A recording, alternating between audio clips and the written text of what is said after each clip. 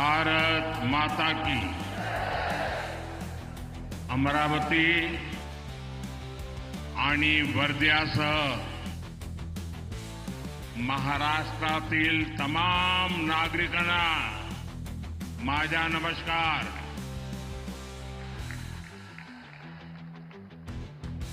दो दिन पहले ही हम सबने विश्वकर्मा पूजा का उत्सव मनाया है और आज वर्धा की पवित्र धरती पर हम पीएम विश्वकर्मा योजना की सफलता का उत्सव मना रहे हैं। आज ये दिन इसलिए भी खास है क्योंकि 1932 में आज ही के दिन महात्मा गांधी जी ने अस्पृश्यता के खिलाफ अभियान शुरू किया था। ऐसे में विश्वकर्मा योजना के 1 साल पूर्ण होने का ये उत्सव विनोबा जी की ये साधना स्थली, महात्मा गांधी जी की कर्मभूमि, वर्धा की ये धरती, ये उपलब्धि और प्रेरणा का ऐसा संगम है जो विकसित भारत के हमारे संकल्पों को नई ऊर्जा देगा। विश्वकर्मा योजना के जरिए हमने श्रम से समृद्धि, इसका कौशल से बेहतर कल का जो संकल्प लिया है, वर्धा में बापू की प्रेरणाएं हमारे उन संकल्पों को सिद्धि तक ले जाने का माध्यम बनेगी। मैं इस योजना से जुड़े सभी लोगों, देश भर के सभी लाभार्थियों को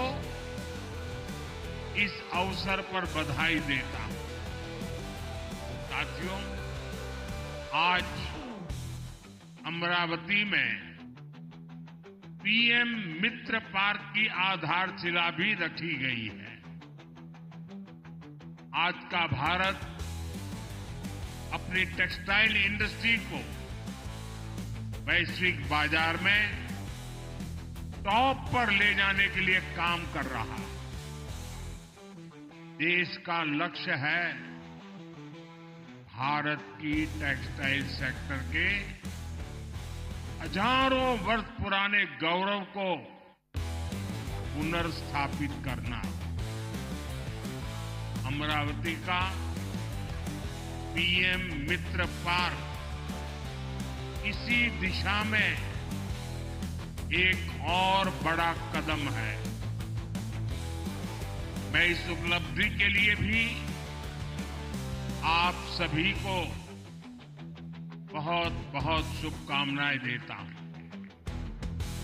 साथियों, हमने विश्वकर्मा योजना की पहली वर्षगांठ के लिए महाराष्ट्र को चुना।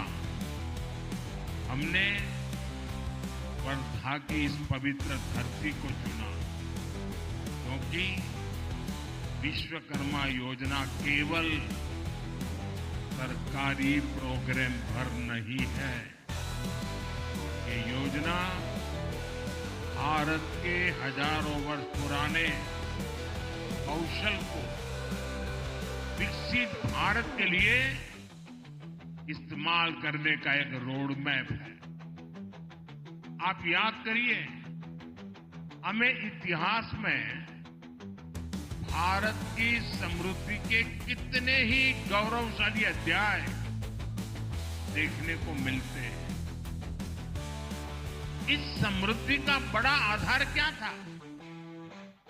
उसका आधार था हमारा पारंपरिक कौशल,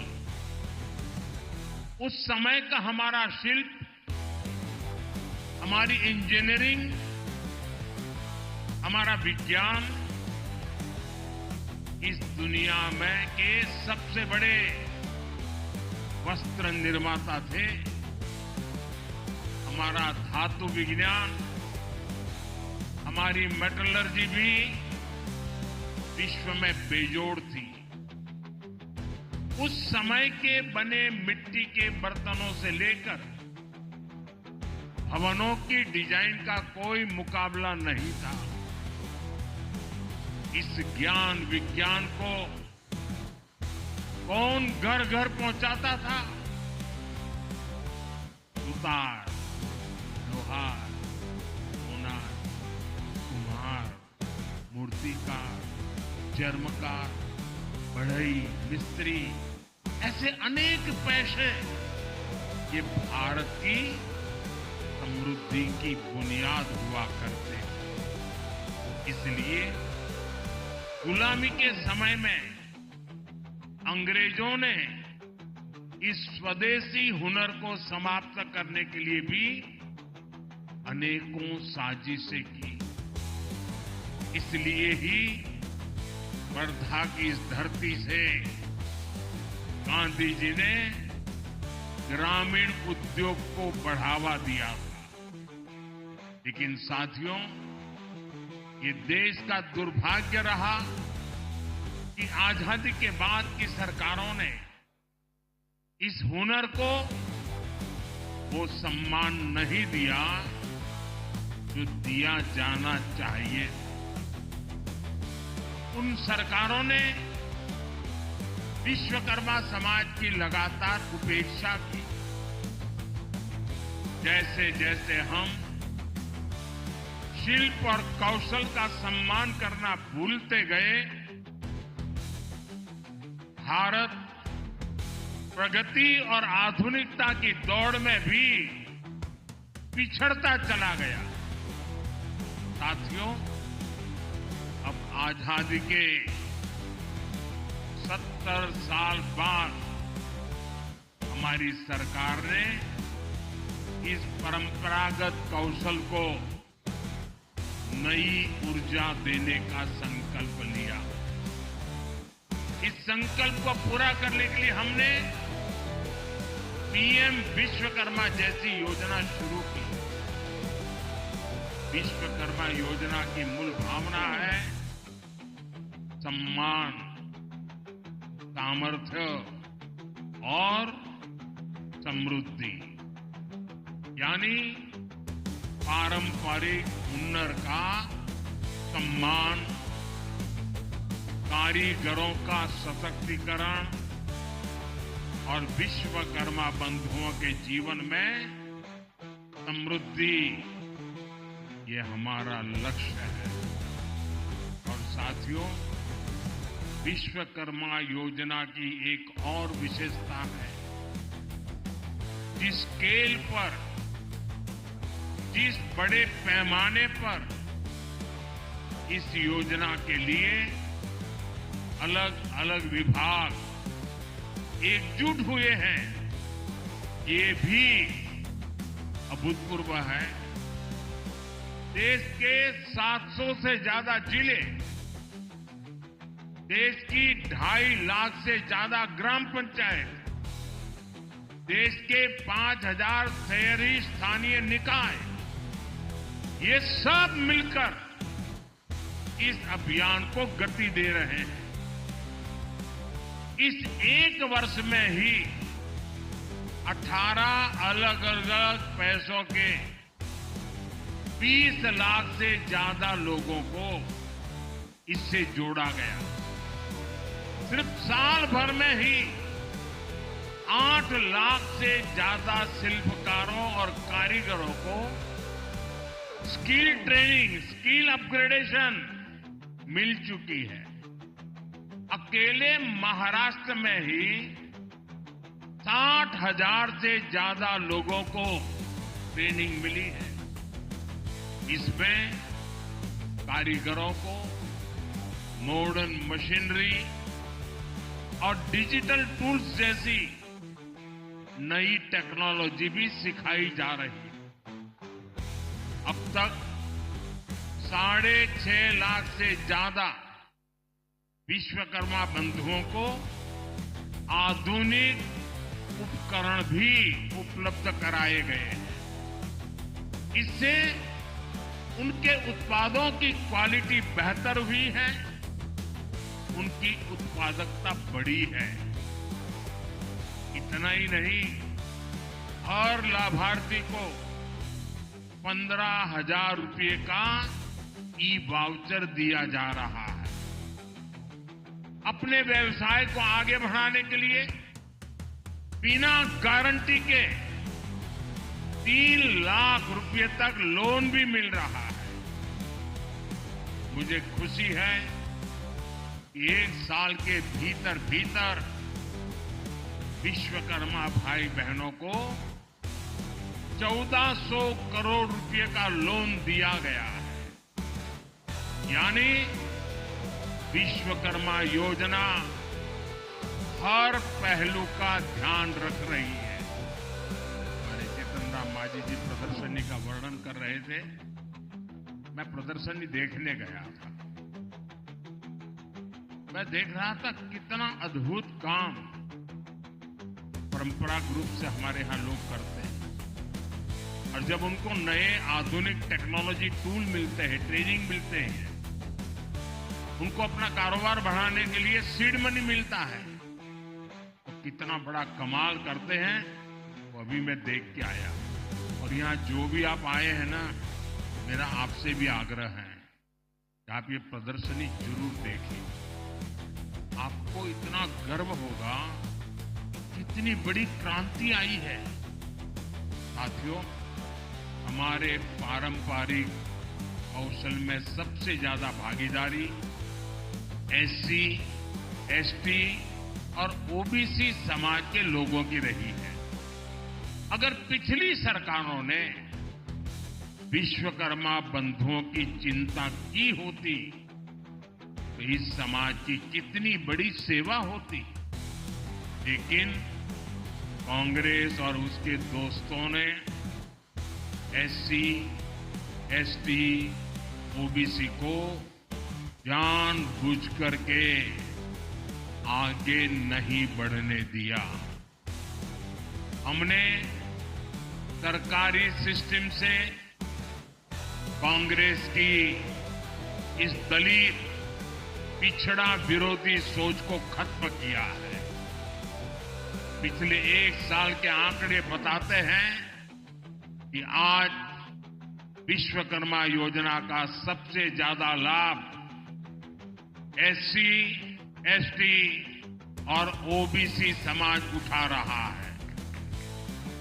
मैं चाहता हूं विश्वकर्मा समाज इन पारंपरिक कार्यों में लगे लोग केवल कारीगर बनकर न रह जाए, बल्कि मैं चाहता हूं वे कारीगर से ज्यादा वो उद्यमी बने, व्यवसायी बने। इसके लिए हमने विश्वकर्मा भाई बहनों के काम को एमएसएमई का दर्जा दिया है। 1 डिस्ट्रिक्ट 1 प्रोडक्ट और एकता मॉल जैसे प्रयासों के जरिए पारंपरिक उत्पादों की मार्केटिंग की जा रही है। हमारा लक्ष्य है कि ये लोग अपने बिजनेस को आगे बढ़ाएं। ये लोग बड़ी बड़ी कंपनियों की सप्लाई चेन का हिस्सा बने। इसलिए ओएनडीसी और जीईएम जैसे माध्यमों से शिल्पकारों, कारीगरों और छोटे कारोबारियों को अपना बिजनेस बढ़ाने में मदद का रास्ता बन रहा है। ये शुरुआत बता रही है जो वर्ग आर्थिक प्रगति में पीछे छूट रहा था, वो विश्व की तीसरी सबसे बड़ी अर्थव्यवस्था में अहम रोल निभाएगा। सरकार का जो स्किल इंडिया मिशन है वो भी इसे सशक्त कर रहा है। कौशल विकास अभियान के तहत भी देश के करोड़ों नौजवानों की आज की जरूरतों के हिसाब से स्किल ट्रेनिंग हुई है। स्किल इंडिया जैसे अभियानों ने भारत की स्किल को पूरी दुनिया में पहचान दिलानी शुरू कर दी थी।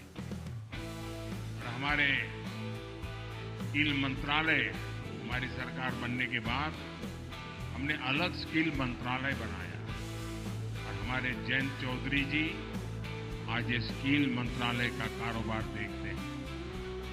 उनके नेतृत्व में इसी साल फ्रांस में वर्ल्ड स्किल्स पर बहुत बड़ा आयोजन हुआ।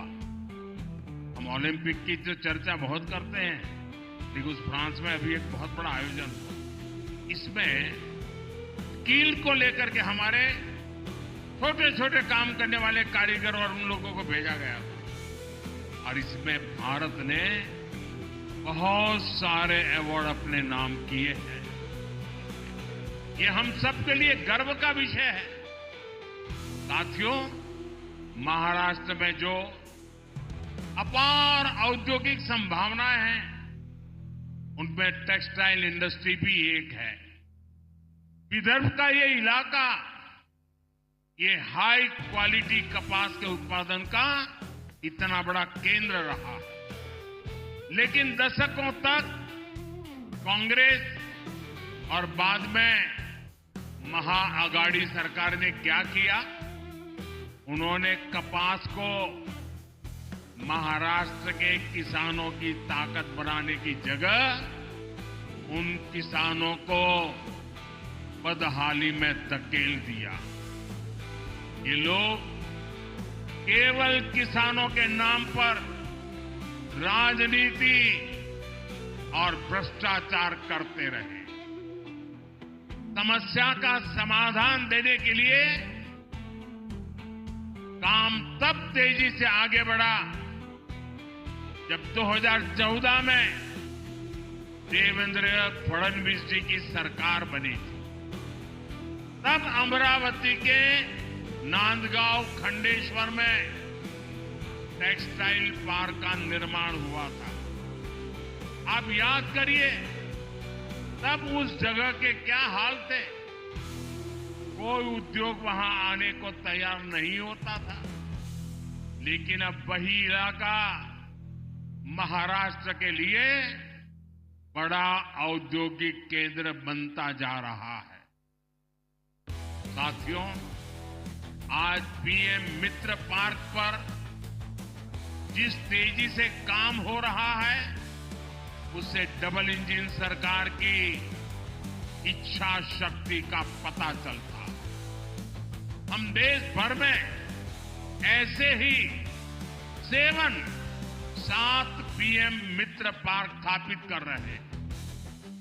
हमारा विजन है farm to fibre, fibre to fabric, fabric to fashion, fashion to foreign. यानी विदर्भ के कपास से यही हाई क्वालिटी फैब्रिक बनेगा और यहीं पर फैब्रिक से फैशन के मुताबिक कपड़े तैयार किए जाएंगे। ये फैशन विदेशों तक एक्सपोर्ट होगा। इससे किसानों को खेती में होने वाला नुकसान बंद होगा। उन्हें उनकी फसल की अच्छी कीमत मिलेगी, उसमें वैल्यू एडिशन होगा। अकेले पीएम मित्र पार्क से ही यहां 8 से 10 हजार करोड़ रुपए के निवेश की संभावना है। इससे विदर्भ और महाराष्ट्र में युवाओं के लिए रोजगार के 1 लाख से ज्यादा नए अवसर बनेंगे। यहां दूसरे उद्योगों को भी बढ़ावा मिलेगा, नई सप्लाई चेन्स बनेगी, देश का निर्यात बढ़ेगा, आमदनी बढ़ेगी और भाई और बहनों, इस औद्योगिक प्रगति के लिए जो आधुनिक इंफ्रास्ट्रक्चर और कनेक्टिविटी चाहिए, महाराष्ट्र उसके लिए भी तैयार हो रहा है। नए हाईवेज, एक्सप्रेसवेज, समृद्धि महामार्ग, वाटर और एयर कनेक्टिविटी का विस्तार, महाराष्ट्र नई औद्योगिक क्रांति के लिए कमर कस चुका है। साथियों, मैं मानता हूं महाराष्ट्र की बहुआयामी प्रगति का अगर कोई पहला नायक है तो वो है यहां का किसान। जब महाराष्ट्र का, विदर्भ का किसान खुशहाल होगा तभी देश भी खुशहाल होगा। इसलिए हमारी डबल इंजन सरकार मिलकर किसानों की समृद्धि के लिए काम कर रही है। आप देखिए, पीएम किसान सम्मान निधि के रूप में केंद्र सरकार 6,000 रुपये किसानों के लिए भेजती है। महाराष्ट्र सरकार उसमें 6,000 रुपया और मिलाती है। महाराष्ट्र के किसानों को अब 12,000 रुपया सालाना मिल रहा है। फसलों के नुकसान की कीमत किसान को न चुकानी पड़े, इसके लिए हमने 1 रुपये में फसल बीमा देना शुरू किया है।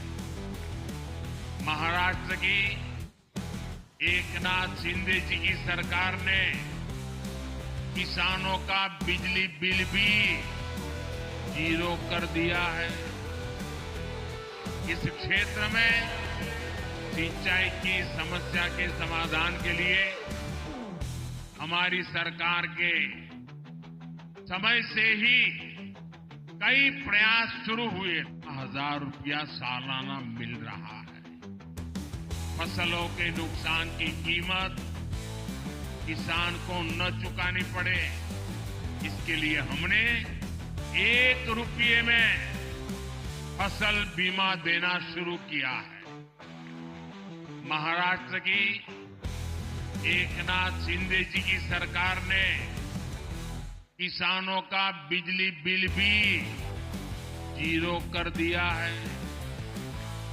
इस क्षेत्र में सिंचाई की समस्या के समाधान के लिए हमारी सरकार के समय से ही कई प्रयास शुरू हुए थे, लेकिन बीच में ऐसी सरकार आ गई जिसने सारे कामों पर ब्रेक लगा दिया।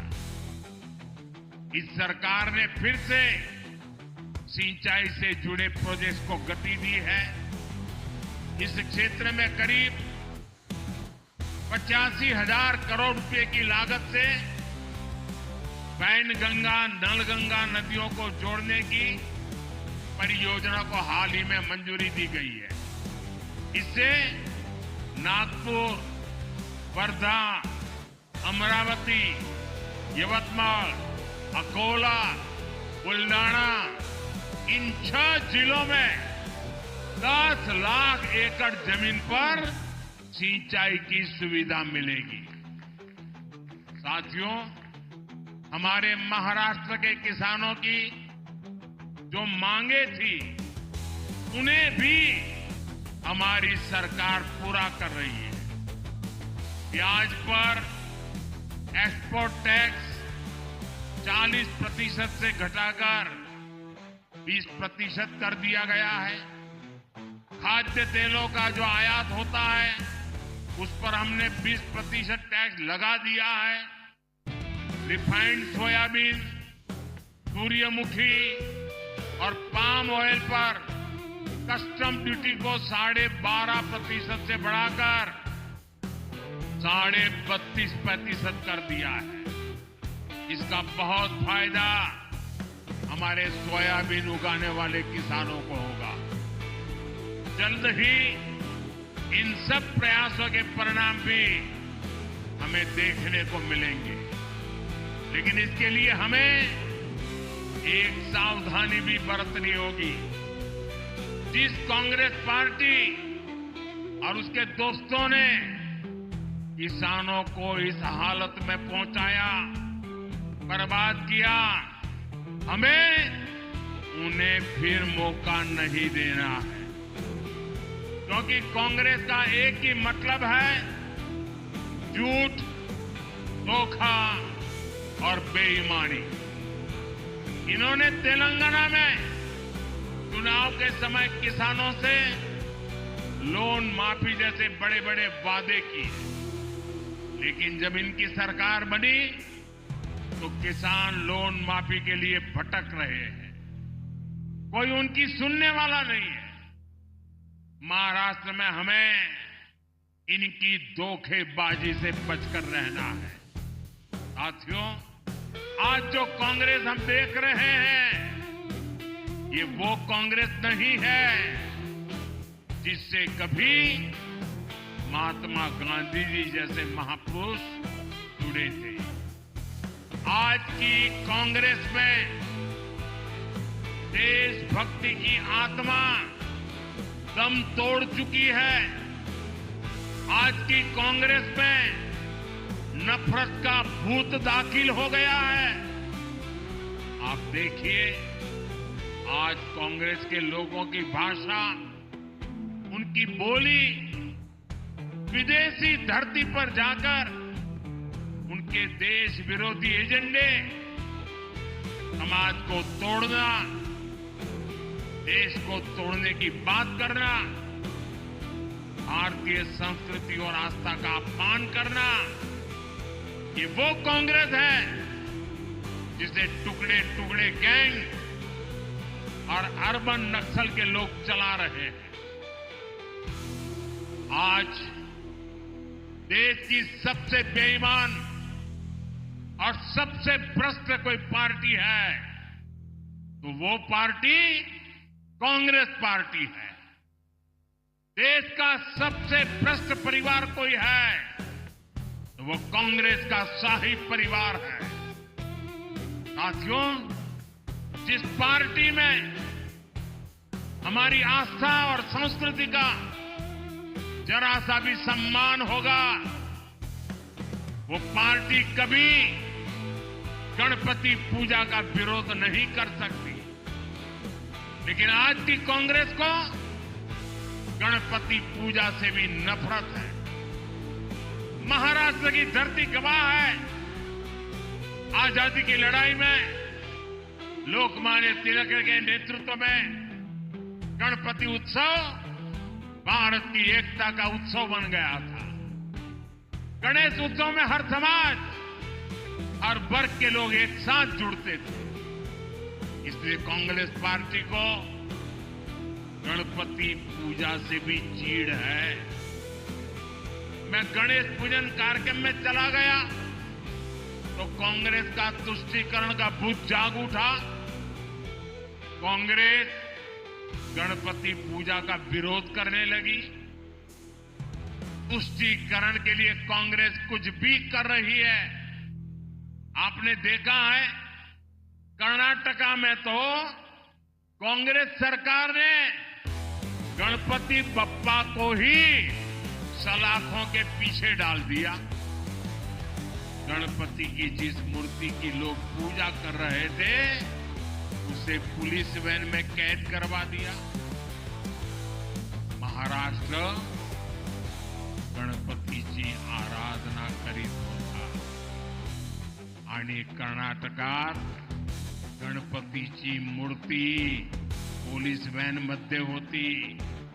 साथियों, पूरा देश गणपति के इस अपमान को देखकर आक्रोशित है।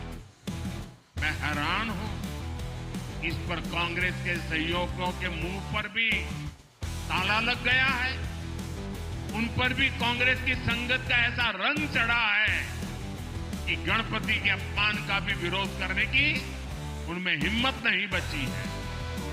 भाइयों और बहनों, हमें एकजुट होकर कांग्रेस के इन पापों का जवाब देना है। हमें परंपरा और प्रगति के साथ खड़ा होना है। हमें सम्मान और विकास के एजेंडे के साथ खड़ा होना है। हम साथ मिलकर महाराष्ट्र की अस्मिता को बचाएंगे। हम सब साथ मिलकर महाराष्ट्र का गौरव और बढ़ाएंगे। हम महाराष्ट्र के सपनों को पूरा करेंगे। इसी भाव के साथ इतनी बड़ी तादाद में आकर के इस महत्वपूर्ण योजनाओं को आपने जो उसकी ताकत को समझा है, इन योजनाओं का विदर्भ के जीवन पर, हिंदुस्तान के सामान्य व्यक्ति के जीवन पर कैसा प्रभाव होना है, ये आपकी विधानसभा के कारण मैं इसे महसूस कर रहा हूं। मैं एक बार फिर सभी विश्वकर्मा साथियों को, विदर्भ के और महाराष्ट्र के सभी मेरे भाई बहनों को बहुत बहुत बधाई देता हूं। मेरे साथ बोलिए भारत माता की। दोनों हाथ ऊपर करके पूरी ताकत से भारत माता की।